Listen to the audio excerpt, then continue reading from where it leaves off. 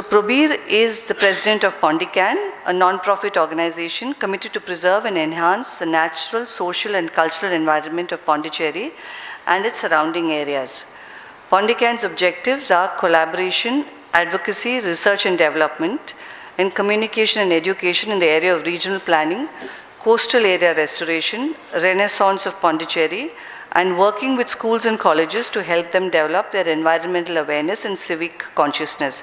So PondyCan is not just, I think it's got two streams. One is environment and the other is working very actively in Pondicherry's heritage conservation. So they have two arms and I have met his colleague who looks after the heritage section, Sunaina Mandin as well. So we're very privileged and very happy to have you here, Prabir. You can have your presentation. Good morning, everybody. It's a pleasure to be here. I'm coming here after almost 15 years, I think. Earlier, whenever we had guests, we would come here, but now driving on this ECR is not very comfortable. And I'd like to thank Anita and Dakshin Chitra for inviting me here today. And this is a subject which is very close to my heart, so I willingly agreed. So let me start with a short story. It's actually a love story. So just imagine this whole universe, the sky, the planets, the moon and the stars, Milky Way and all that. And billions of years ago, the sky fell in love with this planet called Earth. But sky is infinite and intangible. And Earth was a glowing ball of fire and matter. So how do you think they expressed their love for each other? Water. So the sky started pouring its love through water on this beautiful planet. And Earth, the water evaporated through transpiration, evaporation, and went up. And this is how they communicated themselves love. And it went on. And one fine day, the Earth decided to have more life. It's natural. So then came the microorganisms and the plants and the insects and birds and animals. And they all, of course, we all know that they are mostly made of water and they're dependent on water. So wherever there was water, there was life. Because it was this water or love which was sustaining everything. And then came the humans. The humans came, and initially, yes, they had these, 5 senses. They used it. They were living in tune with the 4 seasons. But they had their mind. So whereas the animals and insects had to go and search for food and water, the humans could bring water to where they lived and grow food and everything. And so that was the first step. But they lived in tune with nature. They lived according to the seasons and so on. But then development happened, technologies came in, and humans became, they could create everything and they can stay indoors. They can have food and they can have everything, and then they built cars, so even they're traveling on the road, they don't have to be exposed to the weather. And this was going on, and it went to the extent that they could bring water to your house. You just open a tap and there is water. So in course of time, they got disconnected with water, with nature. And earlier, people had this culture and, they used to even pray to water. But that was lost because you had water in your taps. And we started considering ourselves separate from nature and superior to nature. And everything other beings are there only to serve us. And as a result of that, we are in this situation today. Deforestation, forest fires, ocean pollution, greenhouse gas, and everything, because we have become disconnected with this element of love, which is water. So now the story goes on, as they say. So it is for us, in the last 50, 60 years, we have created this situation.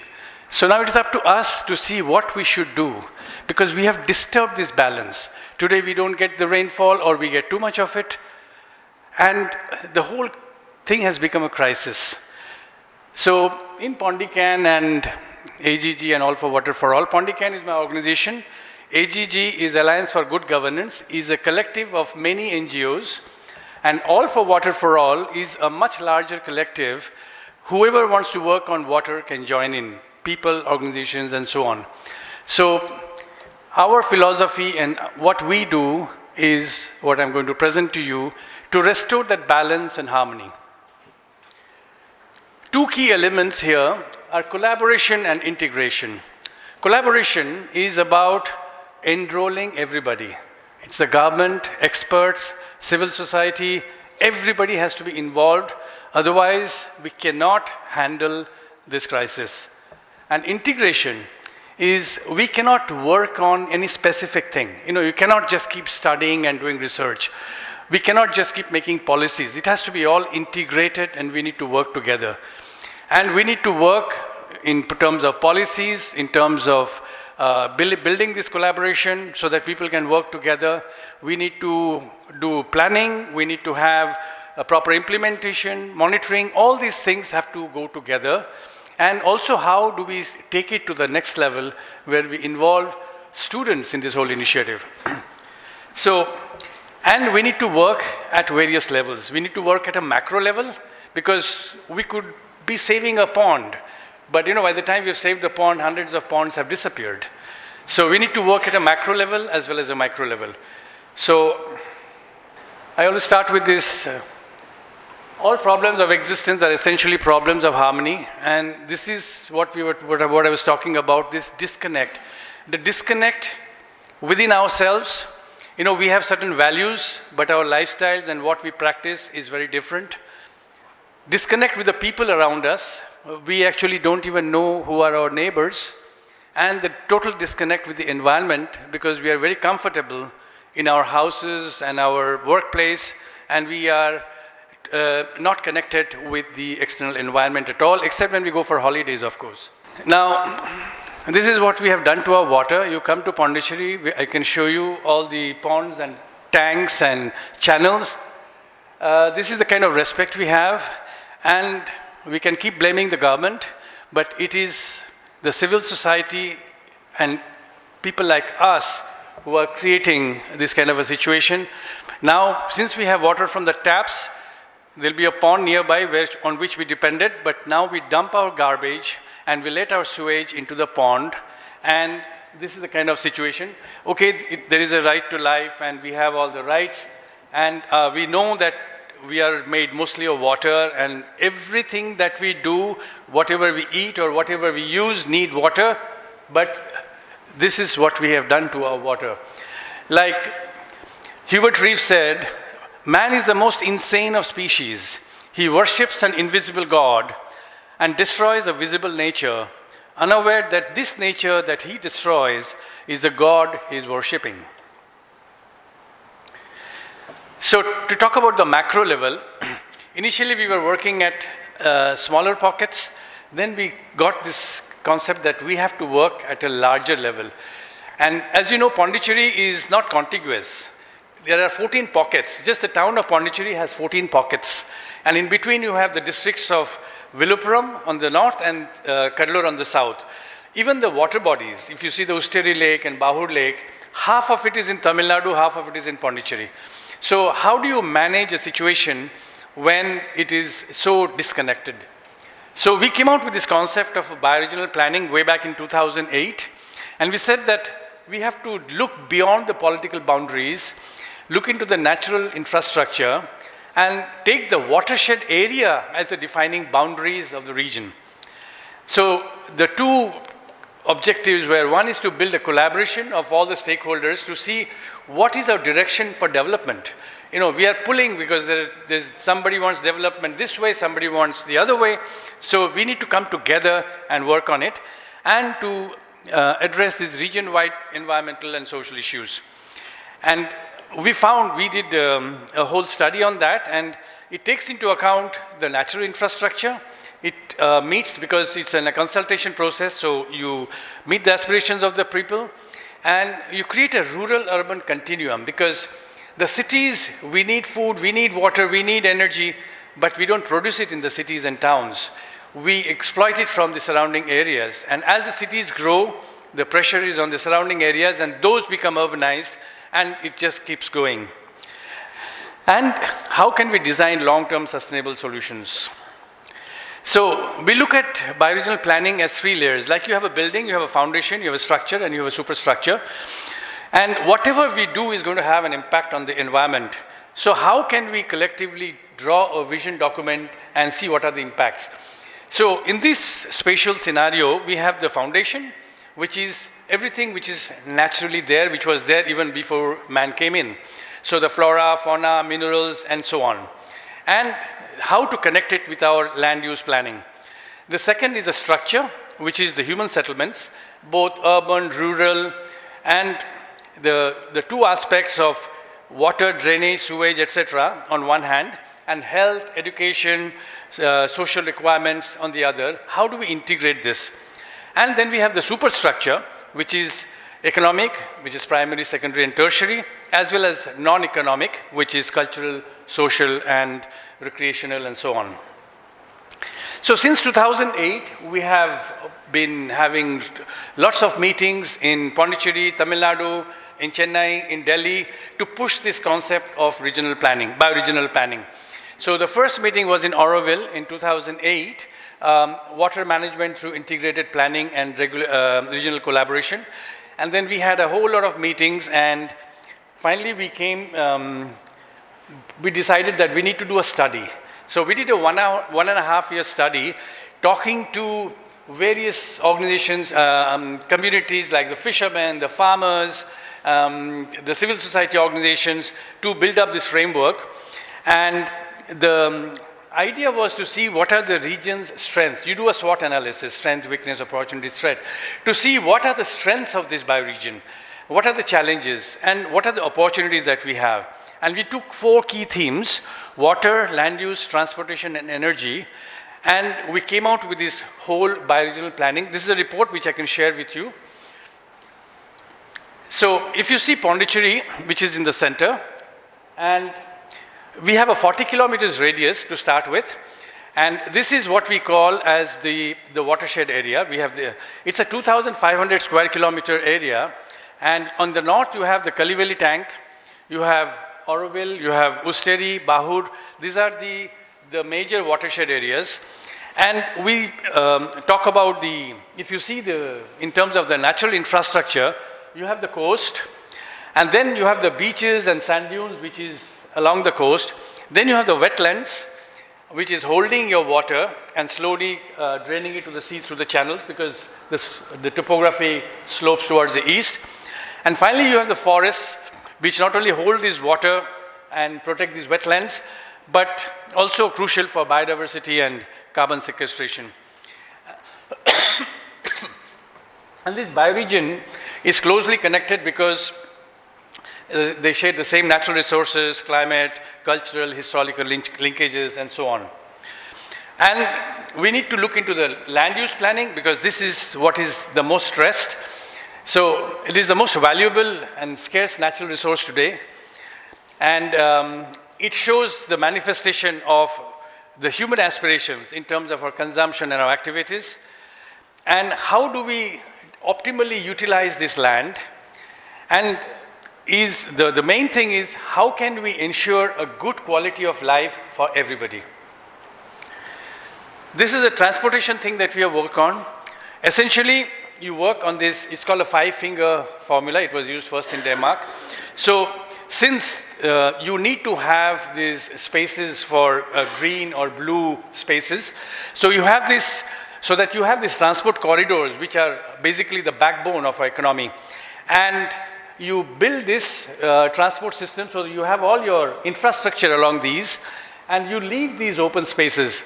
And interestingly, after we had done all this, we found that the route for the migratory birds it comes to Kaliveli tank, and it goes round exactly to Usteri, Bahur, along this, and comes to Perumaliyeri. So we were actually kind of synced with the route of the migratory birds system. So this was one of the meetings we had. So we had, we always get the government on board, because as I told you, we need to enroll all agencies. So some of the quotations that we have captured. So each area, we have this 7 sub-regions, and each area made a presentation of what are the strengths and what are the challenges it faces. And we also had discussion on thematic topics, like how to build an institutional framework, how to coordinate action, and how to gather information and share this information. A good plan is like a roadmap. It shows the final destination and usually the best way to get there. So from the macro level, we come to Pondicherry, and we have the maps of all the water bodies here. So you have Pondicherry, which is divided into actually 7 districts, as you call it. Pondicherry municipality and the Ulgare municipality, and we have 5 commune panchayats. These are basically the districts. And this is what we have inherited, which was built by the Cholas more than 1,000 years ago. And they had this Yeri system, which is this water which was captured from the rains as well as from the river, how it filled up tanks and ponds and flowed into the sea. And in spite of the fact, in those days, there was not so much of population and they did not need so much food, one wonders why did they create so many water bodies and interlinking, and they had beautiful systems of aqueducts and siphons, and it is an ingenious system. And now we realize that this 1,000 years, there has never been a drought because they had enough storage space for water. A little bit of historical background. During the Chola times, they had 87 tanks, but now we have 84. And they had 609 ponds. Now, officially, we have about 450, but on the ground, there are probably 200 plus. So how the ponds have disappeared. And the beauty was that they had looked into the environmental, social, economic aspects of all this. Environmentally, yes, they had the water, so they had biodiversity. Socially, they had this system called Kudi Maramati, which is basically the people, the communities managing these water systems, because they were the primary users. And economically, they had this user fructs, which is all the revenues generated from the water bodies. For example, they would have tender it out for fish, the trees around the ponds. And I just found out, recently we were in Bahur, that just that Bahur tank, they have tendered it for 52 lakhs for a year. So this is the kind of revenues which can be generated from these water bodies, provided they are properly maintained. And so when the French government took over, they institutionalized this system. They called it Caisse Commune and Syndicate Agricole. The larger tanks were Caisse Commune and the smaller was Syndicate Agricole. And it was again managed. The whole thing was continued, but they had institutionalized the system. But when the government of Pondicherry took over, they created Public Works Department, which looked after the tanks, and municipality, which was local administration, which was looking after the ponds. And of course, they did not have the experience or the inclination or interest. And over time, this whole water system got destroyed. And by 90s, because of over-extraction, the seawater crept in, and most of the bore wells, up to 6 kilometers, went saline. So then they applied to the European Union for funding for restoring or help. When the European Union experts came, they studied and said that the systems that you had was the best. So we have never seen like this in the whole world. So we will help fund you, provided you get back the ancient system. So PWD had to create these tank associations, and within 5 years, from 1999 to 2004, all the water bodies were restored and the salinity had gone, and it was, back to the glorious days. But unfortunately, from 2004 to 2009, they continued the same system of working with the people. But in 2009, they brought back the contractors. So every year, they contract out the desilting of the water bodies to people. And when they contract it out? In the month of October. So then there is monsoon, and then in January, February, the contractors send the bills that all the work has been done, and they take their payment, but nothing has actually happened at the ground level. So this is the kind of scenario we are in. But since 2018, we have started a whole lot of initiatives, because we had Kiran Bedi, who came in as Lieutenant Governor, and she was very responsive. Every Saturday, she would come out to these water bodies to see what is happening, call the PWD, call the municipality, and ask them, what is this? And I'm going to come back after 2 weeks, get it right. So that's how we worked. So every weekend was a picnic, and we managed to work a lot on these water bodies. So this is one of the Siteri channel, which was not desilted for 15, 20 years. And these channels, actually, if you see, there are primary channels, secondary channels, and tertiary channels. So every farmer, however far they were, they use this water. They use the surface water. They never touched the groundwater, because that was like a fixed deposit. But because the surface water was destroyed, every farmer had to resort to drilling bore wells. And that's why we have 8,000 plus bore wells in Pondicherry. So after so many years, the water started flowing in the Siteri channel, which comes from the Siteri Anaikat, the Ponnaya river, and this water comes to the Manapet tank, and then through Mulodai channel into the sea. And on the way, it fills up 15 tanks and about 27 ponds. So all the water bodies started getting filled up because the Siteri channel was open. And interestingly, we saw there was a farmer who had shifted his pump onto the channel and taking water from there. So we stopped and asked him, why are you doing this? He said, this is in Bahur, which is the rice bowl of Pondicherry. 650 feet deep, the water there has become saline. So they prefer to use the channel water for the irrigation. Then we started on rejuvenation of ponds. One finally, the collector calls me and says that, will you take up a challenge? And I said, tell me the challenge. He said, first you tell yes, and then I'll tell you the challenge. So I said, okay, yes. So then he takes me to this site, the first picture on the left, top, and he says, this is a pond and you have to rejuvenate this pond. So the people around said that, no, there was never a pond for the last 30, 40 years. It is being used as a dump site. So this was the status it was in. And of course, the government of Pondicherry does not have funds. So they not only expect us to do the work, but pay for it as well. So we mobilize funds through Rotary, through various organizations, through public contributions, and we slowly restored the pond, and now it is a 50 lakh liter pond with a beautiful pathway all around it, and this is the situation now. Unfortunately, it has been taken over by the Smart City project, and what they are doing is they have made concrete walls on the sides, and they're making a concrete pathway around it. It was such a beautiful place, but now they have concretized the entire thing, and they think it is smart. This is another Yeriyaman Kulam, which is in Abhishekapakam, not desilted for 50 years. So you can see the height of the weeds and how much we had to desilt. And today it is a 25 million liter. And this was again done through community participation with the local communities and no funding from the government. All the works that we have done so far, there has been no funding from the government. It's all through community initiatives. We worked for it for almost 6 weeks, but we managed to, even recently I had gone there, it is full of water. It's like, there's a temple just next to it. It's a beautiful place and a picnic spot. Now, most of the water bodies that we have restored, you can see it has become a social space as well, and recreational space, because people go for their walks, and there are a lot of trees and birds and whatever. This is a tank which was, this is a pond inside, and it had been given over to the electricity department. And they filled this pond up with all kinds of garbage. You could see used jeeps and all that, junked out jeeps, which are all piled up. And it had a beautiful brickwork lining on all sides.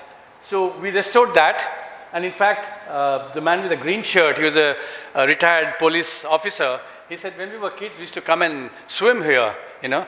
And when he came, he saw the kids were swimming for the launch of this thing. And he said, I mean, I feel so happy that I thought there was no hope, but now it is so beautiful. So there were a lot of people around this place who used to talk about this place where they used to come as kids and they used to swim. and now it has come back to its original form. And inside, while we were working, one of the electrical engineers, this is a substation, so they took us inside. They said, "Sir, there is another pond, a bigger pond."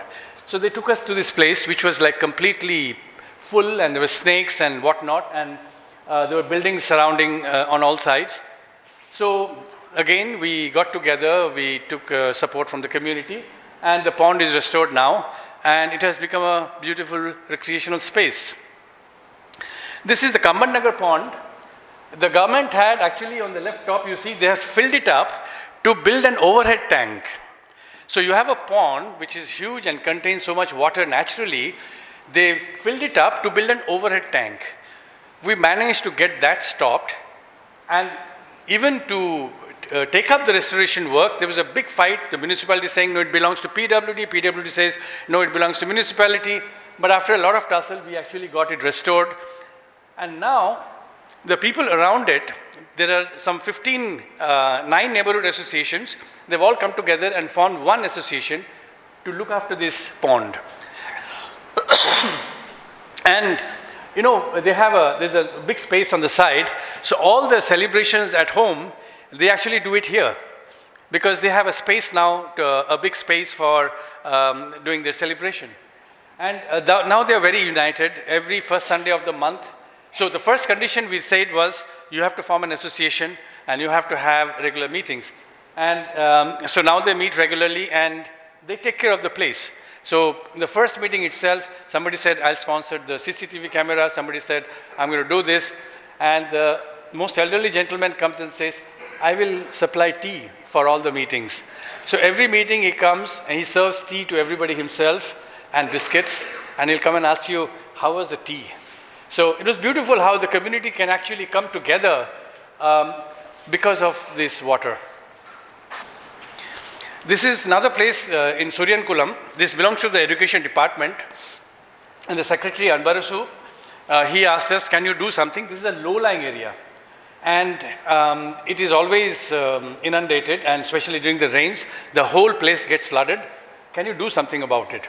So we went and studied the place and saw there were 3 neighborhoods, and the sewage lines were connected, but the water line, the rainwater, was connected to this area. So of course it's full of water. And this was again infested with snakes. This is in the heart of the town, opposite the Annamalai Hotel. And this was infested with snakes and all that. And this had become a den for drinking and drugs and whatever. So we said that, okay, we studied the place, talked to the communities, and then we said, why don't, they wanted to fill it up, and the Public Works Department quoted 78 lakhs to just fill it up. So we said, if you fill it up, it's going to be even more inundated. So why don't we make a community rainwater harvesting structure, because the water is anyway coming to it. So we created this beautiful pond, and so the secretary asked us how much will it cost. So we asked the JCB guys, and they said 3 lakhs. So he says, I can't believe this. The PWD wanted 78 lakhs and you're asking for 3 lakhs. He immediately gave 3 lakhs and said that, can you get it done? So we got it done. And now there's the pathway, it's almost 1 kilometer. So the neighboring people, and we have kept space on both the ends for playground for the little children. So now they are happy because they don't have to go miles away to play. They have play space right next to the doorstep. And people, you can see people going for walks in the mornings and evenings. And so, and this is the 85th tank. As I told you, we have only 84 tanks. This was a tank which was created by the community. This is at the tail end, right near the ocean, the sea. So the people, they actually decided that if they can make this into a tank, this will stop the saltwater intrusion, because on the coast we need to have these water bodies which stops the pressure from the sea. So this is about 20 acres of land. And the community, there were people inside the area, through peer pressure, not even going through court cases, they removed this housing and they created this, emptied this place. So last year, this whole place was revived, and it is the 85th tank. So after the Cholas, this is the first time a new pond was a tank was being built in Pondicherry. So a lot of discussions, site visits, consultations. And so as I was telling, it is not only action on the ground, but you need to work on policies. So since Anbarasu was there, and there was a policy, it's called the Water Policy of Pondicherry 2016, where they have all the right elements, like information systems, water resource planning, institutional mechanism. They talk about everything, but they were not implementing this policy. So we spoke to Anbarasu. He was the Development Commissioner and the Secretary of Agriculture and Chairman of Groundwater Authority.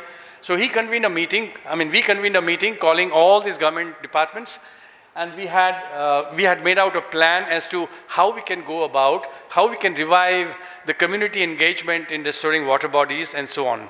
And the other important meeting we had was about information systems, because there is a pond, but it's not mapped, it's not demarcated, and nobody knows what is the extent.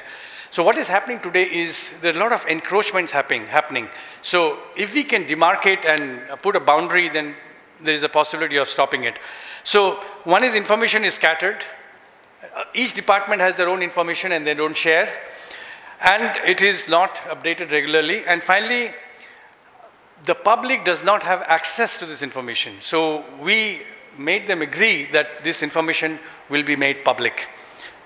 Now coming to the events, as I was saying, we need to work on multiple levels. So this is a water festival which we conducted in 2021. And the slogan was Stewardship for Water and Biodiversity. Started on 2nd February, World Wetlands Day, and went on for 50 days until 23rd of March, which is World Water Day. So the idea was we had bountiful rains. So how can we celebrate this? We need to celebrate. So we involved the schools and the local communities in trying to see how we can enroll people in this kind of initiative. So this was the school where we had rejuvenated that pond, SRS school. So we had the function there, and it was launched by the education director and the local MLA. So there are two parts. One is the OSOP, which is One School, One Pond project, which I'm going to talk about, and the other is the Neerkudam. This is a water pledge that we had written. So before every event, we take this pledge. I'll share it with you so you can use it if you want. The One School, One Pond project was, every school or college, you have a physics lab, you have a chemistry lab, but do we have an environmental lab? How do we expect the students to connect with the environment if you don't have an environmental lab? So if each school can adopt a pond, that becomes the environmental lab. So there they learn about water, they learn about biodiversity, and the important thing is that they learn about a social need, a community need, which is water. It's a human need, in fact. And the other interesting thing is that you can integrate all subjects. Like we learn history, geography, math, science, but what is the connection between these different subjects? But whereas when you take this One School, My Pond, you learn the history of the pond. We have history in our 40, 50, 70 years of existence. And imagine these ponds, what kind of history it has. And it is still known to some of the village elders. So can we collect this history? The geography in terms of the areas, the topography, how the water is coming in and going out, the water cycle, and the elder students can even learn GIS mapping and things like that. So in terms of maths, calculating the areas and volumes and all that, learning about insects and birds, even art and culture around this pond. So it is an experiential learning, and also it will help the community in meeting its water needs. So the school will work along with the local community in looking after the pond. So in this OSOP, the Neerkudam, these are some of the skills which the students require in the 21st century, the learning skills, literacy skills, and life skills. So through these My School, My Pond, actually all these skills can be developed, interpersonal skills, to developing self-confidence, to be goal-driven, and so on. So the Neerkudam was, the Usteri Lake is the biggest lake in Pondicherry. It's actually also a bird sanctuary. And so we collected water in this Neerkudam which is called the water pot, and it was traveling to schools. So every school, the principal or the headmaster, along with some students, would actually go and hand it over to the next school, where it was received very ceremoniously. And some of the students spoke about water. We talked about what we are trying and so on. So it was a very beautiful movement of the students taking up this whole initiative. And in each school, they would pour a little water from this Neerkudam into the pond that they have adopted, and a little water from the pond would be put back into this Neerkudam. So we know that water is connected at the aquifer level, but this is just a symbolic thing that even on surface, the people and water, we are all connected. So we had these competitions on drawing, essay writing, creating a banner, and making a Neerkudam, the school Neerkudam. So each school prepared a Neerkudam, and we had a competition at the state level. And each school had to make a 3-minute documentary of the pond that they have adopted. So they had to go and talk to the people around it, and it was actually very interesting how they learned so much about what pond. In fact, in some of the schools, most of the students did not know that there was a pond right next to their school. And because you don't look here and there, we have stopped connecting with what is happening. We just go to our place and come back. What is happening in the surroundings, we don't care. So this is what we did in 22. So when we started, the schools were closed, and so we decided to work with the communities. So we worked with the minister and French consul and all that, and we got this Water Festival 22 started, and initially it was through the communities.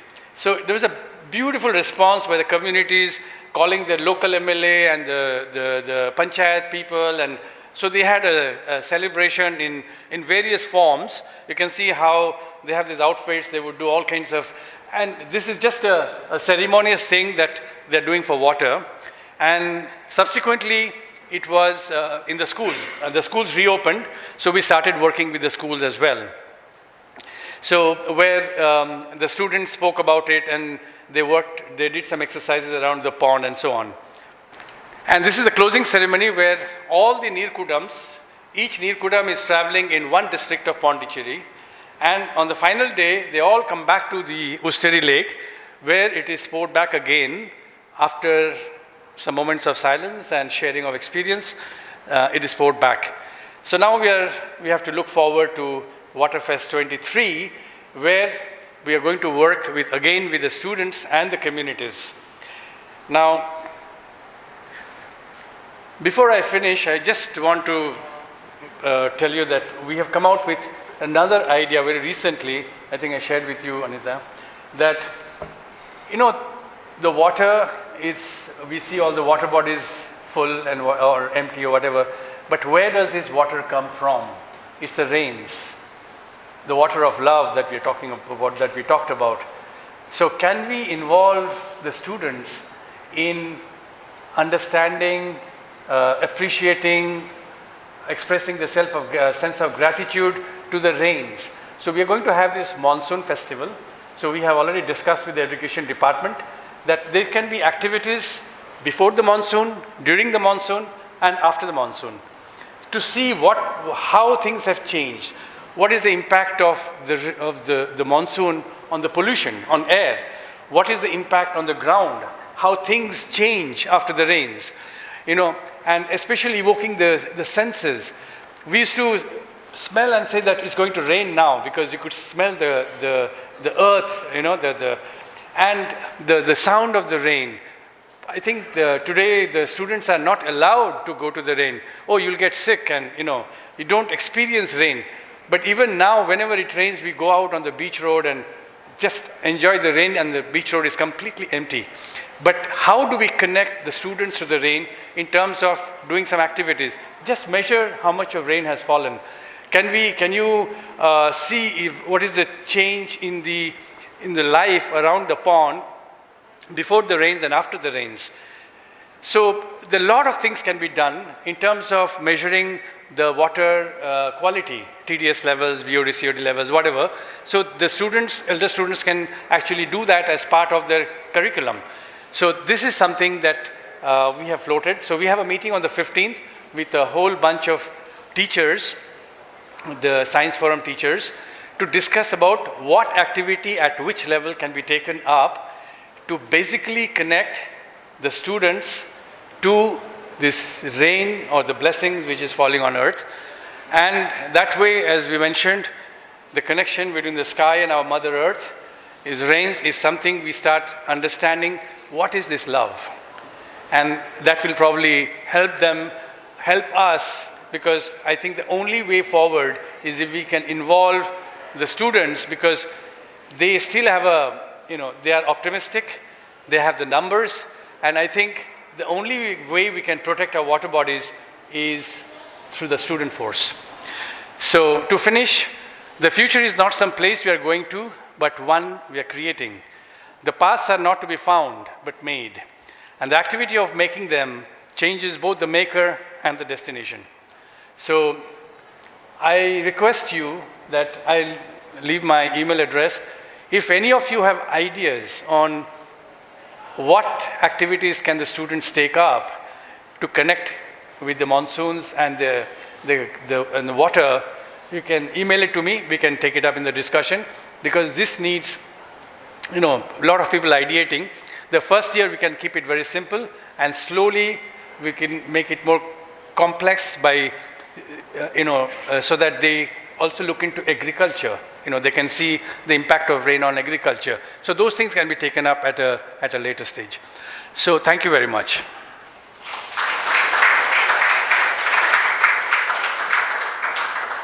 Thank you, Prabir. That was truly inspiring. And for a museum like Darshan Chitra, which has thousands of children coming in every day, lots of ideas that we'd certainly like to work with you on a long-term basis. As Prabir was talking, I was thinking that, Dakshin Chitra itself has so many water bodies. We walk past it, but how much do we actually register? How much? So the ideas have come as to how we utilize the very far-sighted planning of how Dakshin Chitra was designed, with moats and water bodies. Some have water all the time, some are dry, but really it tells us the water story within our, what I call a very unique nature culture museum. So really a lot of it, we have the assets here at Dakshin Chitra to have a wonderful, I know we're supposed to break for tea, but may I request Debbie to say a few words, because she's really also worked on how Dakshin Chitra was designed as a nature culture museum from the very beginning. So a few words from you, Debbie. Well, I'm happy to see a lot of students here, and I know you're from MCC, many of you. So I hope you'll go, you have a huge property, and I hope you'll go around and do what Mr. Banerjee said. Explore your area, explore how the area gets waters, explore the insects and the fauna and all that's there, because you have a whole environment system right there at your college. Most colleges don't have that. So I think that that would be a great start. And I know that this renovation of ponds, bringing them back to where they were, is slowly catching on. I know my own sister-in-law, who runs a school in Salem, she with the community and the students from the schools have brought back 3 ponds, and now the communities keep asking her, can't you help us with our pond? Can you help us with that pond? Even in Chetnad, where we're from, we have brought back our dried up pond, which is the only water source for the entire community. And it's all done with community help. It cannot be done just by individuals. When I was hunting for houses, as our speaker said, they didn't have any water. The government had brought taps, but there was a drought, and there was no water in the taps, so the village didn't know what to do. But they told me before it was a community process. where everyone in the community helped to desilt the canal, to keep it running, to keep the Yeri there. Now everything had dried up because they thought, oh, water's coming to our doorstep. So when there's a crisis, people will act. But I think we're in a crisis area, but we might not realize it. So I think that each one of you has to think, what can we do? How do we work with communities? And you have so many experts to help you. If you have questions, I'm sure you can write to him at PondyCan, and you'll have your information. Of course, I've always thought that culture is a reflection of the environment. And the environment, again, is a reflection of culture. And when you study the history, and even just putting up these houses, none of the village houses have a foundation of more than 1 foot. There'll just be one rock around, that's all. And even before they dug and put that one rock in, they prayed to Mother Earth because they felt they were violating Mother Earth by building a house, by going into the ground. When they took a tree, when they wanted trees to build their house, they knew that they could not take a tree from a riverbank. That was forbidden. They knew that there were only certain times a year that they could cut trees. And they knew which were the female trees and which were the male trees. And they always said prayers and did a ritual by the trees that they were cutting down, because they knew they were harming so many habitats. They were harming the habitats of the insects, of the birds, of the amphibians, the lizards, and whatever spirits were also in that tree. So they were very humble about how they looked at nature. And villagers, I think really until about 1950, 1960, really continued to do that. And even now, when villagers build a house, of course they do the initial ceremony where they put the 9 planets. Even when I'm talking about villagers, I mean like even the women who are our gardeners and our housekeepers. When I talk to them, this is a very live culture for them even now. So in the villages, a lot of this is alive. So they'll put the 9 bricks down for the planets, and they will pray to the north, south, east, and west, because they want to make sure that the land that they're building their house on is free, and that they've had the blessings, as he said, the love of the sky. And so there's a lot of culture involved in environment and how we look at environment. And I think a lot of, if you've had, as a student, if you have environment experience, if you've traipsed through forests, if you've hiked, if you've gone to the mountains, you will feel the environment within you. And that should motivate you to be a caretaker. Thank you.